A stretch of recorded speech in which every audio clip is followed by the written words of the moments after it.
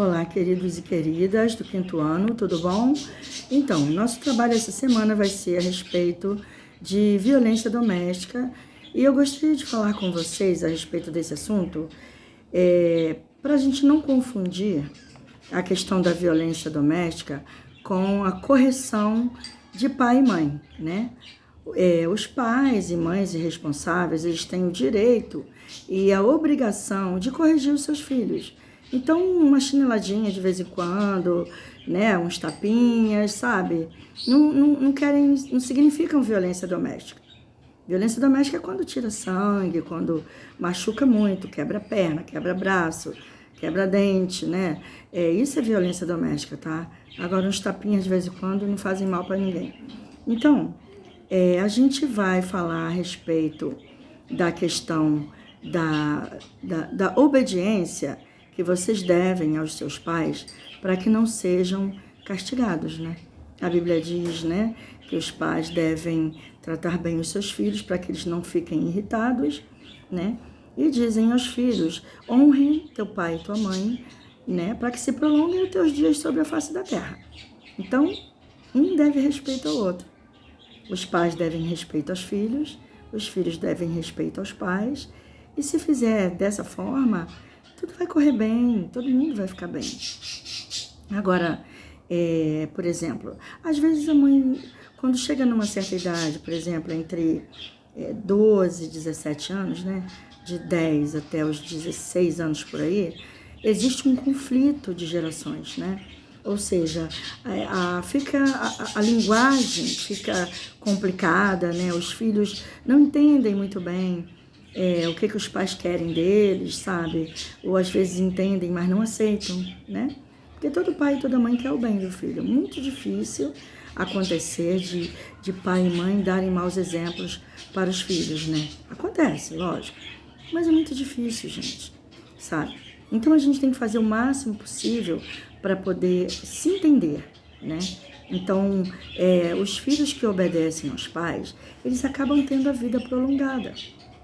Eles acabam tendo mais dias para viver, sabe? Porque os pais, eles são escolhidos por Deus para cuidar dos seus filhos, né? Cada pai e mãe se responsabiliza pelos seus filhos, não é isso? Então, mas às vezes, existem filhos que quando chegam numa determinada idade, eles ficam muito atraídos pelos amigos, né? E começam a acreditar que os amigos, os colegas de rua, são melhores que os pais, sabe? Não, fulano de tal é meu amigo, mãe, é meu amigão, sabe? Ele só fuma uma maconha de vez em quando. De vez em quando ele rouba uma bolsa de uma velhinha ali e sai correndo, entendeu? Mas ele é meu amigo, mãe. Ele é meu melhor amigo. Ele é até mais meu amigo do que o papai, sabe? Isso não é verdade. Isso não é verdade. Os pais, às vezes, podem estar cansados do trabalho. Podem estar esgotados e sem tempo para conversar com você. Mas eles te amam mais do que qualquer outra pessoa nesse mundo, tá? Então, eles são preparados para cuidar de você, para observar o que você está fazendo que pode te prejudicar e tentar evitar que você faça isso e seja prejudicado, entendeu? Então, a gente vai voltar nesse assunto, tá? Nós vamos fazer o nosso trabalho essa semana e vamos voltar nesse assunto falando de uma outra situação sobre violência doméstica. Por quê?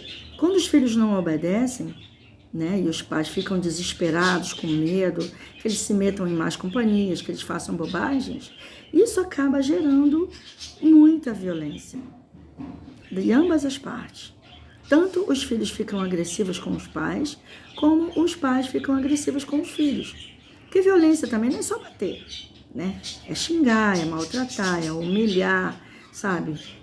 Se chama violência psicológica, né?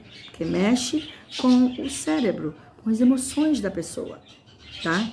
Aí a gente vai voltar nesse assunto para a gente poder falar sobre isso de uma maneira que você consiga entender o que fazer para se entender melhor com o papai e a mamãe, para que não haja essa violência doméstica que às vezes acontece sem necessidade, tá bom? A gente se fala depois sobre isso, tá ok?